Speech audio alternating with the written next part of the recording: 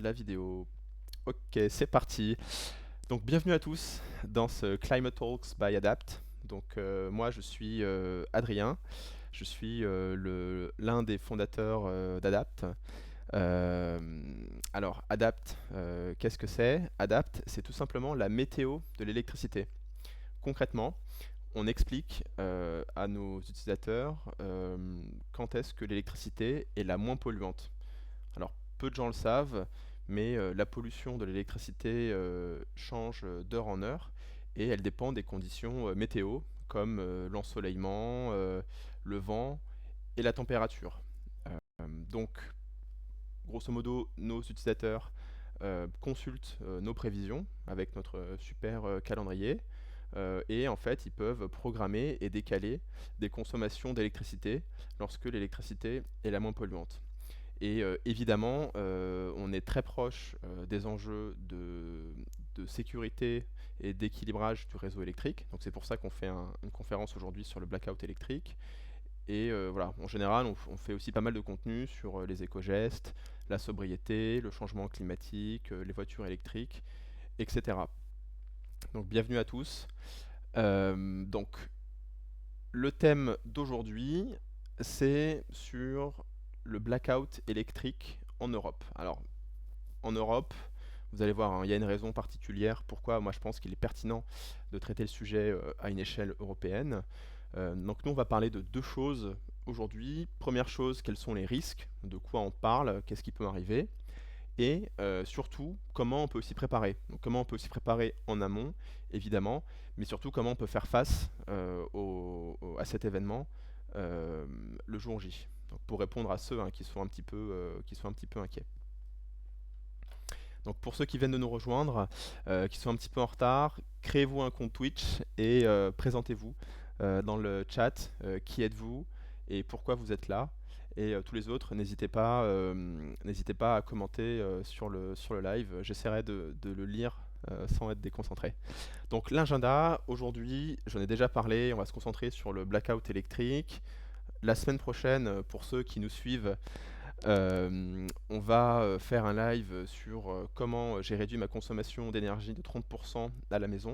Donc en fait, on a une recette secrète chez Adapt qu'on va vous partager. Et en plus, on a une très grande surprise. On va inviter différentes personnes parce que j'en ai marre de parler tout seul. J'ai la gorge trop sèche. Donc du coup, je vais inviter d'autres personnes pour rendre ce live un peu plus interactif. Et nous, on est avec Charles et Nicolas, donc les trois associés d'Adapt. On connaît très bien le monde de l'énergie et du climat. Donc s'il y a des questions qui vous intéressent de traiter lors d'un live ou d'un article, n'hésitez pas à nous donner votre avis dans le chat. Euh, ok, et puis aussi un autre petit encart. Si vous voulez en fait prendre contact avec nous, on est aussi présent sur les réseaux sociaux. Alors on n'est pas très fort sur tous les réseaux sociaux. En tout cas, on essaye de vous tenir informé de l'évolution de notre société et de nos produits. Donc n'hésitez pas à nous suivre. Et surtout, je pense que si vous êtes là, c'est que vous êtes très curieux. On a un groupe Discord. Donc Discord, c'est un espèce de blog ou de forum sur lequel en fait on peut échanger sur des sujets un petit peu plus précis. Alors je ne comprends plus rien à ce qui se passe sur le chat, mais c'est pas grave. Euh, je continue. Alors, pourquoi il y a des coupures de courant? C'est la première question à laquelle je vais répondre. Alors je pense que vous n'allez pas très bien voir, mais est-ce que tout le monde reconnaît cet animal-là? Voilà, il y a un petit animal qui en fait est très très très très très connu lorsqu'on parle du risque de coupure de courant. Donc essayez de le deviner dans le chat. Alors, qu'est-ce que c'est qu'un blackout ou une coupure d'électricité? Alors blackout, je ne parle pas du moment où vous avez bu trop d'alcool ou consommé trop de drogue et que vous ne souvenez pas de votre soirée. Ça c'est aussi un blackout, mais je n'en parlerai pas et je pense pas être forcément une référence en la matière. Donc là on parle bien effectivement du blackout qui est une coupure d'électricité. Donc en fait c'est une interruption pardon, de l'alimentation en électricité. C'est-à-dire que concrètement, vous êtes chez vous, vous avez de l'électricité qui vient du réseau électrique, qui arrive à votre compteur, et pour une raison ou une autre, vous n'avez plus d'électricité chez vous. Euh, alors, il y a, quand on regarde en fait les causes d'une coupure de courant, il y a trois niveaux à considérer. Il y a le niveau le plus connu, je pense, pour vous, c'est au niveau du foyer. Donc je pense que vous avez tous connu en fait des coupures de courant. Comment vous avez une coupure de courant chez vous? Bah, première raison, c'est ce qu'on appelle une surcharge électrique. Donc c'est par exemple une surtension ou alors une puissance trop importante. Donc par exemple, je vous en parlerai la semaine prochaine, mais moi je suis un extrémiste. Je coupe toute l'électricité quand je pars de chez moi pendant plusieurs jours.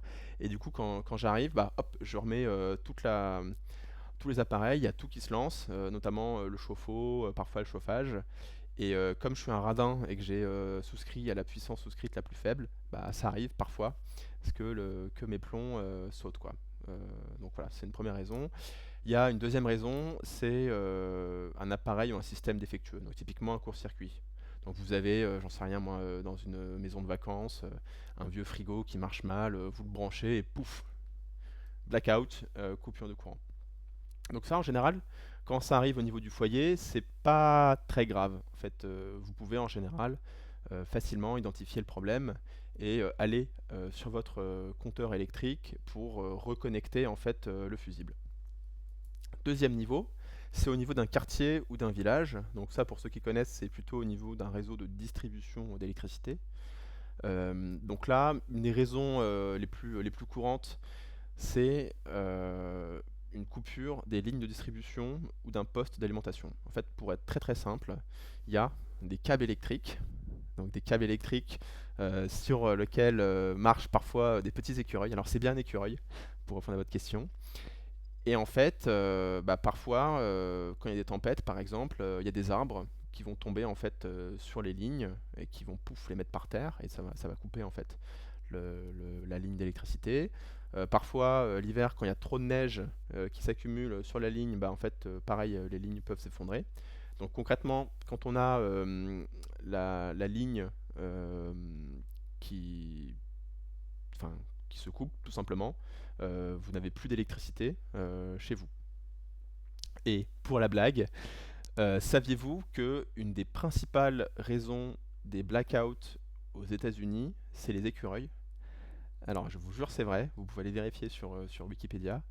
Il y a plus de coupures de courant avec des écureuils qu'avec des cyberattaques, par exemple. Vous savez qu'il y a parfois des cyberattaques sur les systèmes électriques. Pourquoi? Parce qu'en fait, les écureuils sont extrêmement communs. Et en fait, bah, parfois, en fait, ils vont sur les lignes et puis ils se font griller parce qu'ils créent un court-circuit. Donc, tout ça pour dire que des coupures de courant, ça arrive, il y en a, vous en avez déjà connu. Il y en a aussi au niveau voilà, des quartiers, des villages, lorsqu'il y a des tempêtes. Donc c'est évidemment pas agréable parce que lorsque c'est au niveau d'un quartier ou d'un village, il faut attendre que les techniciens viennent réparer les lignes, mais c'est des choses qui existent. Ce qui va nous intéresser aujourd'hui, c'est plutôt ce qu'on appelle enfin, c'est plutôt les blackouts qui vont se passer au niveau d'un pays. Donc, au niveau d'un pays, il y a deux principales causes pour un blackout. La première, c'est une question d'équilibrage du réseau. Je pense que vous le savez, mais en fait, la production d'électricité doit tout le temps être égale à la consommation d'électricité. C'est en gros, voilà, c'est une règle physique pour que le système électrique soit bien, fonctionne correctement. Et du coup, on a, pardon, on a des problèmes lorsque dans certains réseaux électriques, la demande est trop importante par rapport à tout ce qu'on peut produire ou ce qu'on peut importer d'autres réseaux électriques. Et donc ça, en fait, si vous avez suivi la dernière présentation d'RTE, c'est assez critique, notamment en France, en Belgique et en Suisse, l'hiver, parce qu'on a un système électrique qui est thermosensible, avec le chauffage électrique, excusez-moi, avec le chauffage électrique, en fait, quand il fait froid, on a beaucoup de consommation d'électricité, du coup une forte demande. Bah, quand il y a cette forte demande, il faut être sûr de pouvoir produire ou importer l'électricité. Le problème, c'est que le parc nucléaire n'est pas tout le temps disponible. Enfin, ces dernières années, en France et en Belgique, on a eu des problèmes notamment de disponibilité. Il faut que les centrales à gaz puissent fonctionner. Donc les centrales à gaz, les centrales fossiles sont souvent utilisées pour faire l'appoint entre justement la production bas carbone et la demande d'électricité. Suite à l'invasion de l'Ukraine par la Russie, on a effectivement des fortes tensions sur l'approvisionnement en gaz naturel. Et ensuite, il y a effectivement la question des échanges entre des pays interconnectés, donc ça on va en parler aussi. Le fait que en fait, la France, l'Allemagne, la Suisse, la Belgique puissent en fait échanger, parce qu'elles sont interconnectées avec des lignes à haute tension ou des gazoducs, puissent échanger un petit peu d'électricité ou un petit peu de gaz. Tiens, moi je suis dans la galère demain, est-ce que je peux prendre un petit peu de gaz Tiens, là j'ai un petit peu trop d'électricité, je vais te dépanner, je vais exporter un peu de gaz. Enfin voilà, on est sur un réseau qui est interconnecté. Donc je pense que c'est intéressant de considérer cette question du risque du blackout vraiment à une échelle européenne parce que nos réseaux électriques sont interconnectés. Et après, vraiment pour les geeks, il y a Monsieur Bidouille qui a fait une super vidéo sur en fait ce qui s'est passé en Italie en 2023. Donc en fait, parfois, le réseau électrique d'un pays entier va s'effondrer avec ce qu'on appelle un effet domino suite à une défaillance. En fait, comme on est sur des systèmes qu'on appelle complexes et interdépendants, bah, parfois ça arrive, hein, notamment même dans des pays développés, que voilà, il y a un petit problème sur une petite interconnexion. Donc là, en l'occurrence, c'était entre la Suisse et l'Italie. Et en fait, par effet ricochet, parce que voilà, je suis pas spécialiste, hein, mais par effet ricochet, il y a une espèce d'emballement, et en fait, boum, on va avoir quasiment un pays entier qui va se retrouver dans le noir. Voilà. Est-ce que c'est clair sur les causes des coupures de courant? Donc moi, je vais plutôt parler en tout cas des risques à l'échelle d'un pays. Alors, pour poursuivre sur la partie européenne, ce qu'il faut savoir, c'est qu'en fait, les réseaux électriques sont bien interdépendants. Donc, en France, on est connecté avec les Espagnols, les Belges, les Anglais, les Irlandais, les Suisses, les Allemands, alors j'en oublie peut-être, hein, mais on est bien connecté, et en fait on a même un réseau qui est synchrone. En fait, c'est-à-dire qu'on a un réseau qui a la même fréquence, et en fait c'est le plus grand réseau synchrone du monde. En fait ça inclut le Maghreb, ça inclut la Turquie, ça inclut l'Ukraine depuis 2022. Et en fait ce réseau il est quasiment en fait géré interdépendant à une échelle continentale. Donc ça c'est assez important parce qu'en fait les différents pays, notamment la France, la Suisse ou la Belgique, ont construit leur système électrique en misant sur le fait qu'on allait pouvoir importer ou exporter de l'électricité à certains moments. Et donc du coup, lorsque le système électrique global est mis sous tension, bah, ce système-là a ses avantages et ses inconvénients. Et voilà, c'est aussi un point important à prendre en compte. Pour finir sur le réseau synchrone d'Europe continentale, on est évidemment connecté avec l'Irlande et le Royaume-Uni. Il y a un projet, je crois, même de câble entre la Bretagne et l'Irlande. On est bien sûr connecté avec la Scandinavie et les pays baltes. Et on est connecté aussi avec la Russie. Alors je ne sais pas si avec la situation actuelle, il y a beaucoup d'échanges entre l'Europe et la Russie d'un point de vue électrique. Et il me semble que la Turquie est elle aussi connectée euh, au, euh, au Proche-Orient. Et en tout cas, il y a des projets de câbles électriques pour relier en fait tous ces pays entre eux. Il y a même des Anglais qui veulent en fait relier le Maroc au Royaume-Uni directement en installant vachement de fermes éoliennes et de panneaux solaires dans le désert pour fournir de l'électricité au Royaume-Uni. Alors ça c'est un peu les fantasmes des Européens depuis plusieurs décennies. Avant on avait le projet Desertec qui visait à recouvrir le Sahara de panneaux solaires pour l'exporter en Europe. Voilà, c'est mon opinion personnelle, hein, vous en faites ce que vous voulez, mais des projets comme ça on en a vu très souvent. Ça n'a pas forcément marché. Je pense que si on développe de l'énergie bas carbone et peu chère, en Afrique, bah, il faut d'abord qu'ils puissent profiter aux Africains, parce qu'eux, ils ont aussi besoin d'électricité avant qu'on puisse l'exporter. Et dernière réflexion, mais quand on voit en fait la vulnérabilité des infrastructures d'importation d'énergie, donc par exemple le gazoduc Nord Stream 1 et Nord Stream 2 entre la Russie et l'Allemagne notamment, quand on voit qu'il a été saboté avec un sous-marin au fond de l'eau. Voilà, je pense que ces infrastructures-là ont aussi leurs limites, faut en avoir conscience. Donc je vais revenir au sujet qui nous intéresse, les coupures de courant. Donc, qu'est-ce qui se passe? Quels sont les risques cet hiver? Alors, on a ce qu'on appelle des plans de délestage tournant prévus en Belgique et en France. Et alors ensuite, c'est un petit peu différent. Donc, en Belgique, pour commencer, on a un programme de délestage qui est en place depuis 2018. Pourquoi 2018? Parce qu'en fait, Engie, qui est l'exploitant nucléaire en Belgique, a eu quelques soucis sur leur parc nucléaire. La disponibilité nucléaire a été assez faible en 2018, et donc du coup le gestionnaire du réseau belge, qui s'appelle Elia, a mis en place un outil. Donc vous pouvez aller voir sur électricitéenéquilibre.be. D'ailleurs, j'aimerais bien savoir s'il y a des Belges ou des Suisses qui m'écoutent, je serais très curieux.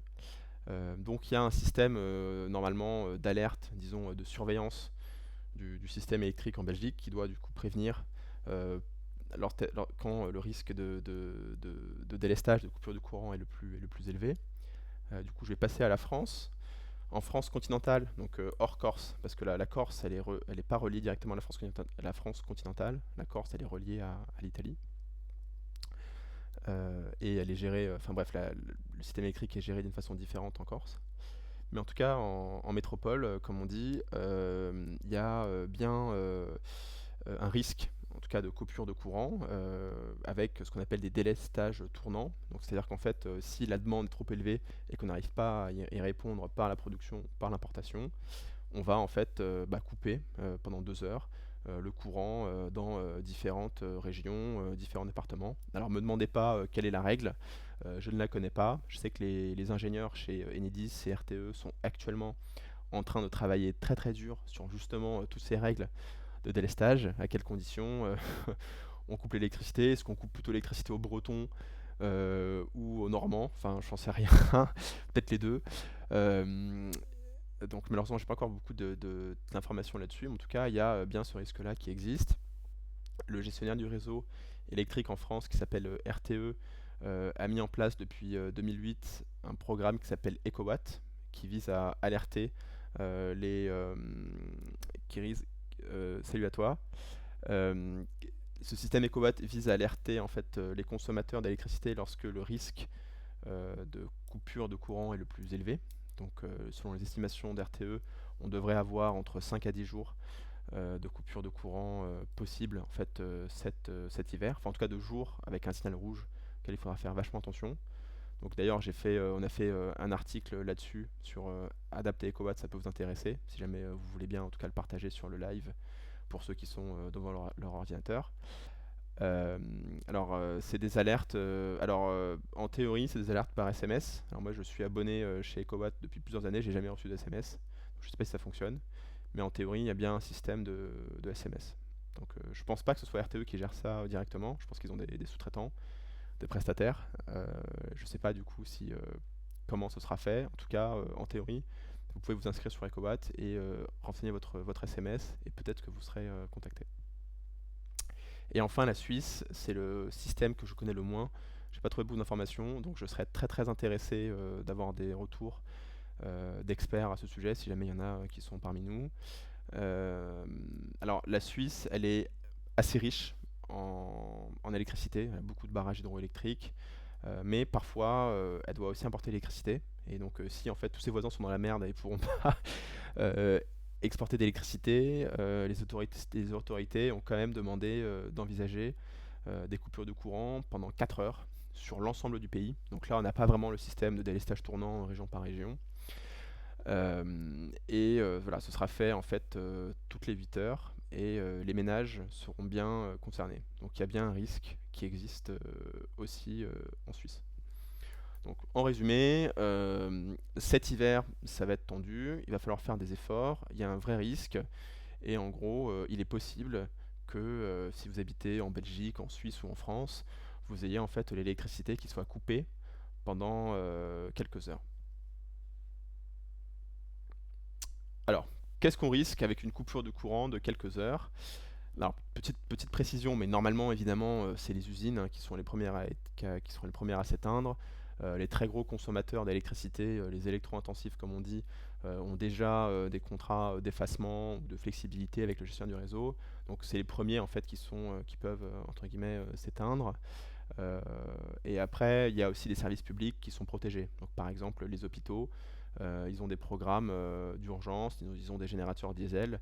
Donc si demain il y a une guerre nucléaire par exemple, ils sont censés en fait pouvoir continuer leur service public avec des générateurs sur place. Voilà. Puis il y a tout un tas d'autres services publics qui ont normalement des systèmes de secours, donc qui ne seront pas impactés, quoi. Donc si vous avez un de vos proches qui est hospitalisé, n'ayez pas de crainte, il y aura bien de l'électricité dans les hôpitaux cet hiver. Ensuite, pour ceux qui seront à domicile, il y a un petit point particulier, un petit point d'attention, c'est les personnes qui sont considérées comme des patients à risque vital. Donc ça, c'est uniquement pour la France continentale, mais j'imagine qu'il y a des programmes semblables en Belgique et en Suisse. Si ça vous intéresse, je pourrais aller regarder. En fait, si vous êtes placé sous respirateur et que vous avez, voilà, enfin, pas forcément une autonomie très importante avec votre respirateur, en fait, vous devez faire un CERFA. Euh, En fait, je vous mettrai le lien hein, du CERFA. Le CERFA, en fait, il permet en gros à Enedis, qui est le gestionnaire du réseau de distribution, de savoir que bah, dans tel immeuble, dans telle rue, dans tel village, à tel compteur électrique, il y a quelqu'un qu'il ne faut surtout pas débrancher. Parce que en fait, sa vie en dépend. Et donc, normalement, les ingénieurs d'Enedis sont en train maintenant de s'arracher les cheveux pour savoir justement comment ils vont pouvoir mettre en place ces programmes de délestage sans, sans tuer quelqu'un parce qu'on aura juste débranché en fait son respirateur. Enfin, ou plutôt couper le courant qui alimente son respirateur. Donc dites-moi hein, si vous connaissez des gens dans cette situation dans le chat, je peux vous envoyer directement le CERFA. Ensuite, pour les autres ménages, donc on va dire pour l'essentiel normalement des citoyens français, belges et suisses, euh, il n'y aura plus d'électricité. Donc ça veut dire, c'est très concret, mais plus de lumière, plus de chauffage, surtout c'est un chauffage électrique. Il n'y aura plus de création de froid dans le frigo et le congélateur. On ne pourra plus faire chauffer nos aliments. Euh, on n'aura peut-être plus forcément d'eau, parce que parfois l'eau a besoin d'être pompée, donc les pompes ont besoin d'électricité. Tous les systèmes de sécurité ne fonctionneront plus. Donc, par exemple, toutes les portes des immeubles sont censées justement, lorsqu'il n'y a plus d'électricité, bah, se défaire, quoi. Pour qu'en gros, pour pas être comme le mec qui a été coincé avec son système Google Home pendant une coupure d'électricité en Californie, en fait, il pouvait plus sortir de chez lui. Donc normalement, il y a bien des systèmes de sécurité qui font que quand il n'y a plus d'électricité, vous pouvez bien sortir de chez vous. Évidemment, l'ascenseur ne fonctionne plus. Donc si vous êtes en immeuble, bah, vous ne pouvez plus utiliser l'ascenseur.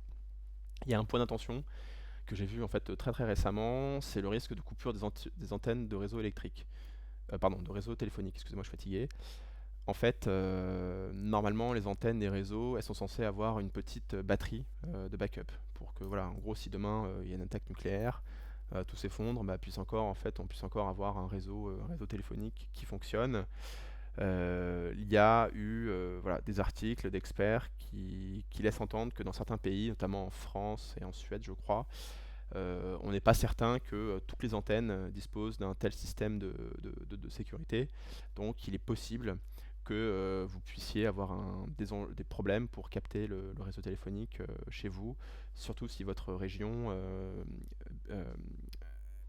est concernée par un plan de délestage. Et ensuite la question magique à laquelle je n'ai aucune réponse, c'est qui va être coupé en premier. Est-ce que ce sera les Belges, les Normands, les Flamands ou les Wallons, les Suisses allemands ou les Suisses romans? Ça, je n'en sais rien. Par contre, à mon avis, je pense que je ne prends pas beaucoup de risques à vous dire que je pense que la probabilité de couper l'électricité. Alors, pour les lignes téléphone fixe, très bonne question, je pense que ça fonctionne encore. Euh, Juste, ouais, en gros, je serais quand même étonné que les gestionnaires de réseau en viennent à couper l'électricité dans une très grande ville comme Paris, Bruxelles ou Zurich, Pourquoi? Parce qu'il y a peut-être plus de probabilité qu'il y ait plein d'infrastructures critiques, comme des hôpitaux, des commissariats, des ministères, parce que c'est là où il y a peut-être une plus forte concentration justement de patients à risque vital. Euh, donc voilà, moi je pense que si on devait couper des zones, il est quand même plus probable que ce soit plus simple pour les gestionnaires de couper des zones rurales. Voilà, donc c'est mon analyse. Dites-moi ce que vous en pensez, surtout si vous êtes dans les petits papiers d'Elia, RTE ou Enedis. Voilà, donc maintenant qu'on a parlé des risques, donc voilà, comme vous voyez, ils existent, mais on peut les gérer. La prochaine question, c'est comment on fait pour se préparer à un éventuel blackout. Alors le premier point, plus important, c'est de gérer sa santé et celle des autres. Donc s'il vous plaît, d'abord pensez à vous. Ayez en fait sous la main une trousse de pharmacie facilement accessible, avec l'ensemble des médicaments essentiels et vitaux, notamment pour vos enfants. J'en sais rien, vous avez un enfant asthmatique, s'il fait très froid, peut-être qu'il va faire une crise. Voilà, il faut juste que vous soyez rassuré là-dessus et que vous ayez en fait un endroit bien identifié les médicaments dont vous avez besoin en priorité. Autre point, euh, essayez de savoir quand même si vos voisins ont besoin d'aide, parce que est-ce que vous avez un voisin à côté de chez vous qui est peut-être une personne âgée, qui est peut-être pas forcément au courant de ce qui se passe, des programmes de délestage. Donc là, c'est un peu comme pendant le Covid. Je pense que si on est face à une crise comme ça, il faut être capable aussi de créer des mouvements de solidarité citoyens. Ce que j'ai pas dit aussi en introduction, c'est que vous pouvez vite voir si c'est une coupure du courant qui concerne juste votre foyer ou un quartier. En gros, si vous regardez par la fenêtre et que vous voyez qu'il y a l'électricité chez votre voisin, euh, bah, c'est probable que ce soit juste un problème chez vous, quoi.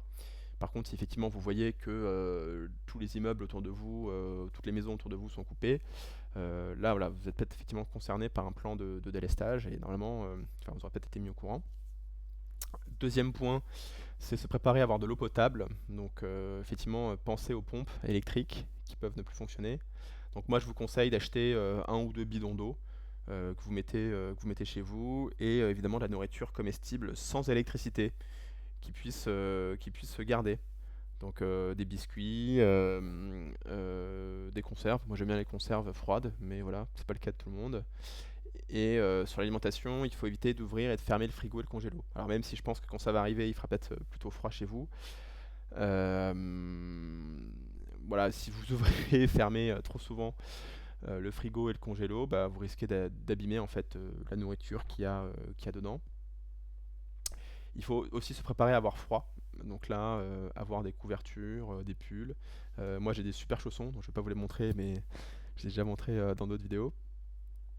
Il faut faire très attention à l'utilisation de réchaud ou de feu en intérieur. Alors c'est peut-être hyper bête ce que je vais dire, mais malheureusement, il y a parfois des morts en fait liées à ça, enfin, notamment dans pas mal de blackouts aux États-Unis. Il faut faire très attention au réchaud, au feu, parce qu'en fait, si vous faites ça à l'intérieur et que votre logement n'est pas fait pour, bah, vous risquez tout simplement de vous intoxiquer en fait. Et ça, c'est quand même assez grave. Donc moi, je vous déconseille de mettre en place ce genre de choses. Il faut aussi avoir de la lumière, parce que l'hiver, il fait nuit plus tôt, donc il est très probable qu'il n'y ait pas beaucoup de lumière. Donc ayez une lampe torche à côté de chez vous, enfin près de vous, je veux dire. Les bougies ou le briquet, les allumettes dans un placard que vous connaissez chez vous. N'hésitez pas à le dire aussi aux autres membres de votre famille, parce qu'il est aussi possible que le blackout arrive quand vous n'êtes pas chez vous. Donc voilà, ça vaut le coup de faire une petite trousse d'urgence, entre guillemets. Et enfin, sur la partie communication, garder son téléphone portable avec de la batterie. Alors, je ne sais pas quel réseau fonctionnera, si le réseau 4G, 5G fonctionnera, ou si le réseau mobile de base fonctionnera. Je pense que, alors je ne sais pas si le téléphone fixe peut fonctionner sans électricité. Euh, c'est une- Franchement, c'est une colle. Pour moi, il faut quand même, enfin, sur la plupart des téléphones fixes modernes, tu dois quand même le brancher à l'électricité. Donc, je pense que malheureusement, ça ne marche pas. Et autre life hack de survivaliste, c'est avoir une radio à pile. Euh, Parce que voilà, si jamais vraiment c'est la catastrophe et que je sais pas moi, il n'y a plus d'électricité pendant une journée dans le pays, une façon d'être informé, ça peut aussi être par la radio. Si vous avez une radio à pile, ça peut fonctionner. Voilà. Donc moi, je vais vous faire une petite liste de courses sur les deux trois trucs à préparer. Alors ça pourrait durer combien de temps? Je crois que je vous l'ai présenté, hein, ça pourrait durer quelques heures en France et en Belgique, jusqu'à 4 heures en Suisse. Et si vraiment la situation elle est très tendue, ça peut aussi durer un peu plus longtemps. Le risque existe. Par exemple en Italie en 2003, effectivement ça a duré quelques heures. Alors effectivement les talkie-walkie à pile, c'est aussi une possibilité. Euh, voilà, du coup, le risque existe, vous savez qu'il existe, et comme tout risque, en fait, on peut le préparer, le mitiguer. Voilà, je vous ai filé en fait les principales informations pour mitiguer ce risque. Mais la bonne nouvelle, c'est on peut quand même éviter au maximum le fait de vivre un blackout. Donc, nous, on a créé une société qui permet en fait de mieux consommer l'électricité. Et en fait, un des très grands bénéfices d'Adapt, c'est que si on utilise tous Adapt au quotidien, on va pouvoir directement réduire le risque de blackout cet hiver. Donc là, je vous ai mis une petite capture d'écran là sur le côté gauche de l'écran. Je pense que vous ne le voyez pas très bien parce qu'il y a ma tête et le chat qui le masque. Je vous invite en tout cas à aller sur adapt.sh ou alors d'aller sur votre App Store Android, vous tapez Adapt Climat et vous devriez le trouver. Alors on fait un peu notre pub, hein, désolé, mais en tout cas on répond directement au problème, donc je me permets quand même de vous le présenter. Alors nous Adapt, je répète, on a créé la météo de l'électricité et on permet en fait de savoir, ça vous permet en fait de savoir quand est-ce que l'électricité est la moins issue d'électricité fossile. Donc ça a quand même un avantage assez important. Donc il y a trois façons de réduire le risque de blackout cet hiver. La première chose, c'est évidemment de réduire la consommation d'électricité et de chaleur à la maison. Donc si vous réduisez votre consommation d'électricité pour économiser des combustibles fossiles, c'est super. On aura peut-être plus de stocks fossiles. C'est aussi bon pour le climat, donc ça c'est bien. Ça c'est un deuxième problème qu'on a, encore plus important que le risque de coupure d'électricité. Ça permet aussi de réduire la facture. Enfin, en ce moment où on a une inflation qui est effectivement très importante, je pense que c'est quelques centaines d'euros par an, voire même quelques milliers d'euros par an qui seraient les bienvenus. Ensuite, il n'y a pas que l'électricité, il faut aussi réduire la consommation de bois, de gaz naturel ou de chaleur. Enfin, par exemple, si vous êtes connecté à un réseau de chaleur urbain. Pourquoi? Parce qu'en fait, vous allez quand même contribuer à l'effort collectif. En fait, ça va économiser des combustibles qui pourraient servir à produire de l'électricité. Donc en fait, vous économisez du gaz naturel. Ça fera plus de gaz naturel pour les Belges, les Suisses ou les Allemands qui pourront en fait mieux assurer leur équilibre cet hiver et du coup ils auront plus de chances de nous exporter l'électricité quand nous on sera dans la galère en France continentale par exemple. Donc si vous voulez des conseils sur comment réduire votre consommation d'électricité, je vous invite sur cette chaîne Twitch la semaine prochaine. Je vais partager en tout cas tous mes conseils et toutes mes astuces. Et en général, je vous invite à vous abonner à notre newsletter chez Adapt. On donne en général pas mal de conseils à ce sujet. Deuxième action que vous pouvez faire, c'est effectivement utiliser la météo-électricité Adapt au quotidien pour pouvoir en fait programmer et planifier votre consommation d'électricité lorsqu'elle utilise le moins d'électricité fossile. Et en fait, c'est la même logique. En économisant de l'énergie fossile, on se laisse plus de marge pour cet hiver et les prochains hivers. Et aussi, comme je vous expliquais que le réseau était interconnecté, en limitant les importations chez nos voisins, on rend le système électrique plus résilient et on est sûr que voilà, ces capacités d'import pourront être utilisées et seront bien utilisés. Donc ça, voilà, il faut installer l'application. Vous pouvez aussi vous créer un compte pour avoir en fait des conseils personnalisés en fonction de vos équipements. Donc si vous avez une machine à laver, une voiture électrique, un chauffage électrique, si vous êtes propriétaire, locataire, enfin il y a plein de paramètres qui peuvent en fait vous aider à moins et mieux consommer l'électricité. Et nous en fait on vous donne des conseils personnalisés, on vous dit en fait quels sont les équipements que vous pouvez lancer en fonction de vos paramètres. Et enfin, dernier point, c'est la situation d'urgence. Donc si on reçoit une alerte d'EcoWatt ou d'électricité en équilibre, nous disant qu'effectivement, parce que la consommation est très très importante, il y a un risque de blackout, ou pour d'autres raisons, physiques liées à l'équilibrage du réseau électrique, mais je ne vais pas rentrer dans le détail aujourd'hui. Donc s'il y a une situation d'urgence, effectivement, il faut réduire sa consommation lors des fortes pointes de consommation pour faire baisser la tension sur le réseau.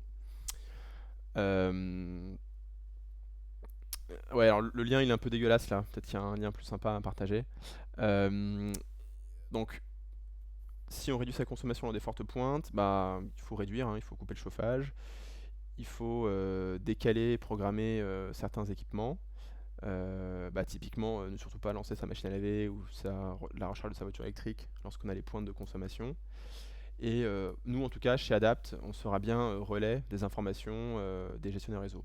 Enfin, dans nos prévisions, on prend bien en compte les prévisions de consommation à l'échelle locale et les prévisions de production d'électricité bas carbone comme le solaire et l'éolien, hein. Et donc tout ça, ça dépend, comme je l'ai dit, en partie de la température, du soleil et du vent. Et donc évidemment, tous ces messages-là sont bien effectivement inclus chez Adapt. Donc en utilisant Adapt au quotidien, vous pouvez bien réduire le risque de blackout cet hiver. Merci pour le lien plus court. Très bien, voilà, donc c'est tout pour moi. Est-ce que vous avez des questions? Je vois que j'ai toujours autant de spectateurs, donc j'espère que ce que je vous ai dit vous aura intéressé, j'espère vous avoir rassuré sur la situation, enfin sur le risque de blackout électrique en Europe. J'espère aussi voilà, vous avoir aidé à bien vous préparer. Donc je pense que si vous deviez retenir une chose, c'est si vous connaissez des gens en tout cas qui sont concernés, enfin qui ont des respirateurs pour respirer chez eux. Voilà, je pense que c'est le truc le plus important, donc n'hésitez pas en tout cas à nous le dire, à nous écrire, pour qu'on vous donne en tout cas le CERFA pour être sûr qu'il ne soit pas impacté par le risque de blackout euh, cet hiver. Voilà, je vais arrêter l'enregistrement.